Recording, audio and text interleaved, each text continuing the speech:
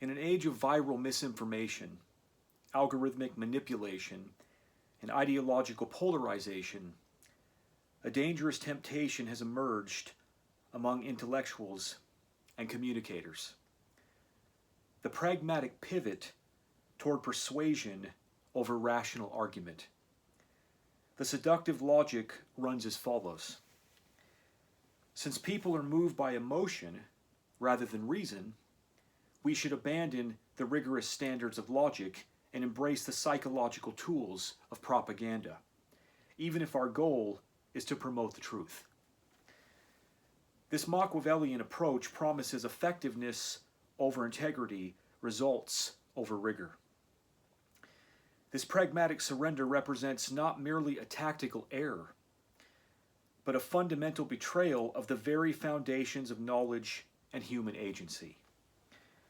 Far from being a quaint academic preference, the supremacy of rational argument over mere persuasion is a functional necessity, one that determines whether we cultivate autonomous thinkers or dependent subjects, whether we build sustainable understanding or fragile belief systems.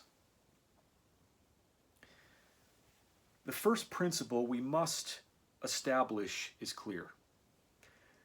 Logic is authoritative in relation to actual knowledge, while persuasion is only authoritative in relation to human psychology. This distinction is not philosophical hair-splitting, but the foundation of all reliable thinking. Logic provides the criteria by which we distinguish truth from falsehood, valid inference from wishful thinking, knowledge from mere opinion. It offers standards that rise above personal charisma, audience bias, and the fleeting trends of culture. When we reason logically, we submit to principles that any rational agent can evaluate and verify. Persuasion, by contrast, operates in the realm of psychological influence. It may be effective, but its effectiveness tells us nothing about the truth of what is being promoted. A skilled demagogue can be more persuasive than a careful scientist, but this reveals only the limits of human psychology, not the inadequacy of logical standards. Those who advocate abandoning logic for persuasion miss a crucial point. Persuasion without rational foundation fails to emancipate people from the very psychological vulnerabilities that make them susceptible to manipulation in the first place. But there's an even deeper fallacy at the heart of the pragmatic approach. The assumption that pandering to what works represents wisdom itself. This reasoning commits a fundamental error by conflating effectiveness with value, reach with depth, and quantity with quality. The pragmatic argument only holds if one's objective is to superficially convince the largest possible number of people in the shortest possible time. But what precisely is the value of indoctrinating masses who cannot actually think? What have we accomplished when we create believers who can only perpetuate our message through the same emotional manipulation by which they were convinced? This approach creates not sustainable understanding, but a brittle chain of dependency. Each link in this chain, each person convinced through propaganda, can only forge the next link through identical methods. The movement grows through replication of technique rather than deepening of comprehension. Remove the emotional scaffolding, challenge the tribal loyalties, introduce contrary evidence, and the entire edifice collapses because it was never built on rational foundations that individuals could understand and defend. Logic breaks this cycle entirely. A single person who truly understands a principle through rational demonstration becomes a source of authentic conviction rather than mere transmission. They can adapt the principle to new contexts, defend it against genuine challenges, refine it when evidence demands, and teach it to others in ways that create understanding rather than mere compliance. One rational advocate is worth 1,000 emotional converts, because only the rational advocate can generate new rational advocates. Repeat that again. One rational advocate is worth 1,000 emotional converts, because only the rational advocate can generate new rational advocates. Rational advocates replicate insight, not just belief. Emotional converts can repeat a conclusion, but rational advocates can recreate the process and teach it. That makes their influence cognitively generative rather than just viral. Rational advocates are self-correcting. They're committed to principles that allow them to revise their beliefs when shown to be wrong. This means their beliefs can improve over time. Emotional converts, by contrast, cling to the initial impulse. Rational advocates defend truth under pressure. Emotional converts are vulnerable to counter-persuasion, tribal shifts, and rhetorical fatigue. Rational advocates can withstand challenge because they understand the structure of their own beliefs.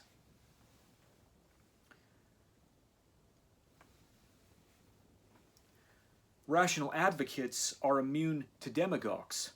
A population trained by rational advocates is resistant to manipulation. In contrast, emotional converts, even if they hold true beliefs, remain vulnerable to every charismatic preacher. Rational advocates create lasting infrastructure. They don't just spread beliefs, they build the intellectual tools, discourse norms, and educational systems that others can build upon. Their influence is institutional, not just emotional. Rational advocates scale understanding, not just compliance. Emotional compliance cannot adapt or extend to new problems. Rational understanding creates adaptive capacity, the ability to solve unforeseen problems or navigate new domains. Rational advocates model agency. They show others how to think, not just what to think. That's the difference between a belief system that controls minds and one that cultivates minds. So really consider what happens when someone accepts a belief through propaganda rather than reasoning. They cannot distinguish this belief from false beliefs arrived at through identical methods. They remain dependent on external authorities to tell them what to think. When challenged, they cannot defend or refine their position. They're equally vulnerable to the next persuasive campaign that comes along. A person convinced by propaganda is like someone carried across a river. They reach the other side but never learn to swim. The next time they encounter deep water, they're as helpless as before. Here lies the decisive criterion for evaluating any method of communication. Does this approach give the listener the ability to reject it, correct it, or improve upon it? Rational argument passes this test. When we present evidence, outline our reasoning, and invite scrutiny, we equip others with the very tools they need to challenge us. We make ourselves accountable to standards that transcend our personal authority. This is why the scientific method, despite the flaws of its human practitioners, has proven so remarkably self-correcting over time. Propaganda fails this test entirely. By appealing to emotion, tribal identity, our authority rather than evidence, and reasoning, propaganda creates believers, not thinkers. It may achieve short-term compliance, but it cannot build lasting understanding or autonomous judgment.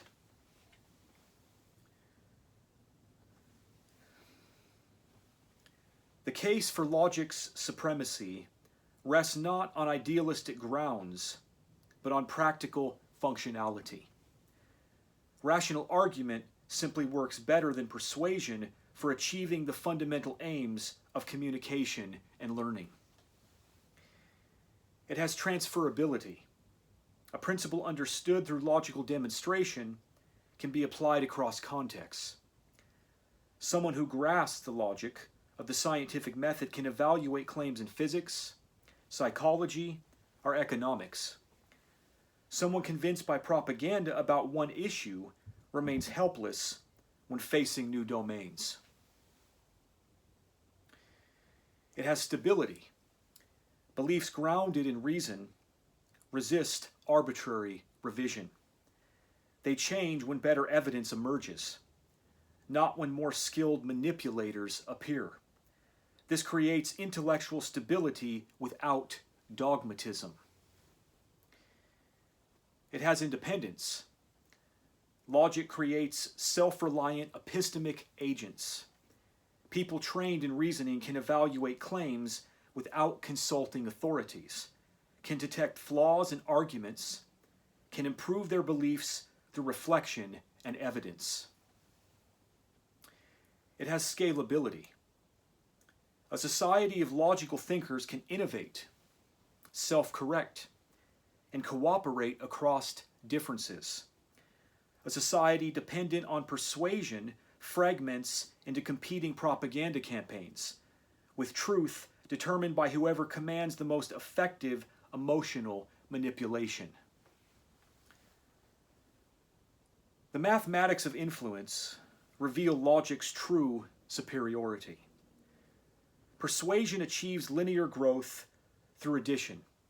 Each new convert requires fresh manipulation, while rational argument achieves exponential growth through multiplication. Each person who truly understands can teach others to understand. The pragmatist's focus on immediate numerical success blinds them to this fundamental difference between shallow replication and deep propagation. The most damning indictment of the persuasion over logic approach lies in its profound performative contradiction. Even the most manipulative forms of persuasion depend entirely on the logical reasoning they pretend to reject. Behind every emotionally charged propaganda campaign stands a team of rigorous thinkers, strategists, analysts, behavior psychologists, making calculated, logical decisions. They ask, which emotional triggers will bypass critical thought most effectively? In what sequence should messages appear for maximum impact? How can potential objections be neutralized before they arise? Their arsenal includes hypothesis testing, statistical analysis, causal modeling, and strategic inference. These are precisely the tools of logic, deployed with scientific precision while hidden behind the curtain. This reveals a devastating irony. The persuader must think with crystalline clarity so that the audience cannot think at all. They use logic to disable logic. They construct rational models of human irrationality. They calculate which fallacies prove most effective, then deploy them with surgical precision. Persuasion of this kind becomes fundamentally parasitic, both cognitively and ethically. It feeds on rational analysis while systematically draining reasoning capacity from its targets. The propagandist transforms into an intellectual vampire, living on logic while bleeding it from the public mind, requiring clear thought to produce confusion, logical precision to manufacture illogic. But this asymmetry contains the seed of its own collapse.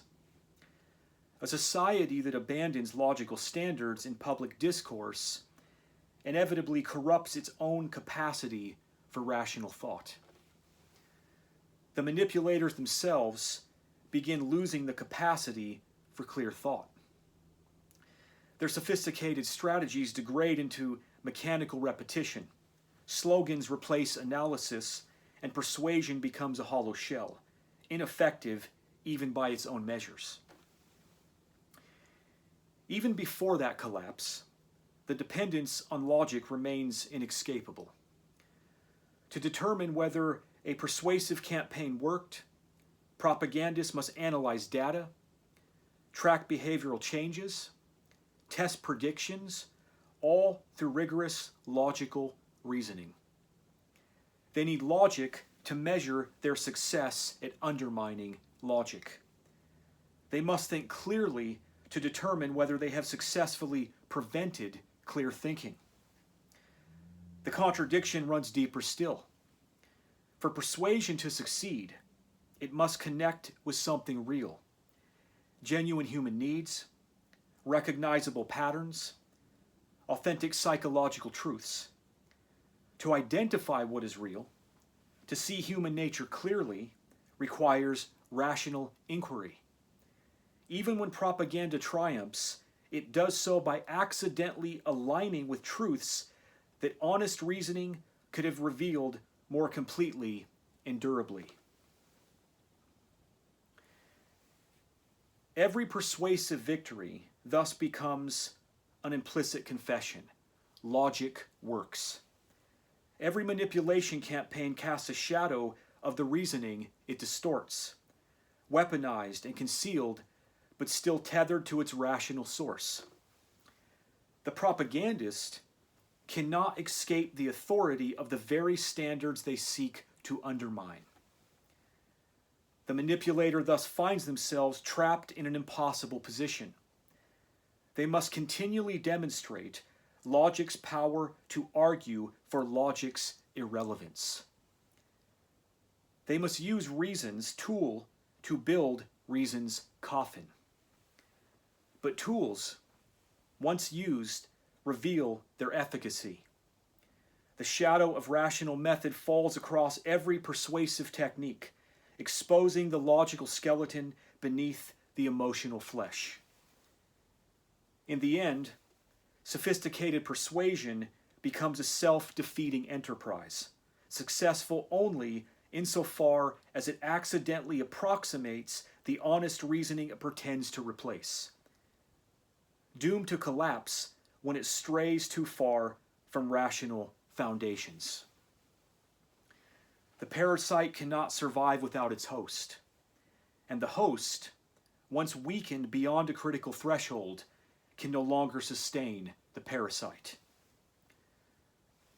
The choice between rational argument and mere persuasion is not merely academic. It determines the kind of society we create and the kind of people we become. Choose persuasion, and we create a world of sophisticated salesmanship, where success belongs to those most skilled at emotional manipulation. Truth becomes whatever the most effective propagandist can make people believe. Citizens become consumers of prepackaged beliefs, dependent on authorities to tell them what to think. Choose rational argument, and we create a world where ideas must prove themselves through evidence and reasoning. Truth becomes what can withstand scrutiny and challenge. Citizens become autonomous agents capable of thinking for themselves. Our duty as educators, writers, speakers, and citizens is not to achieve compliance, but to cultivate competence. We must resist the temptation to manipulate people into believing true things and instead invest in the harder work of helping them understand why these things are true. This is not naive realism, but practical wisdom. In the long run, logic doesn't just serve truth, it serves human flourishing. A mind trained in rational argument is a mind equipped for freedom, capable of navigating complexity, resistant to deception, and able to contribute to the ongoing human project of understanding our world.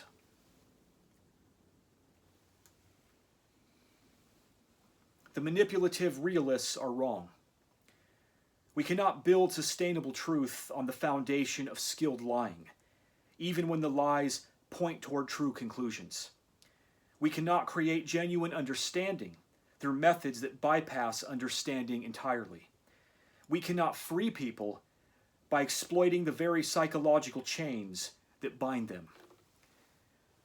The authority of logic remains inescapable because it alone provides the standards by which we distinguish reliable knowledge from mere opinion, genuine understanding from mere compliance, authentic communication from sophisticated manipulation. Those who would subordinate logic to persuasion are not being realistic. They are being short-sighted, abandoning the only tools that can create lasting intellectual progress and genuine human autonomy. The choice is clear. We can be propagandists for truth or teachers of thinking. Propaganda may deliver results, but only logic delivers thinkers. And only thinkers can sustain a society that values truth over power.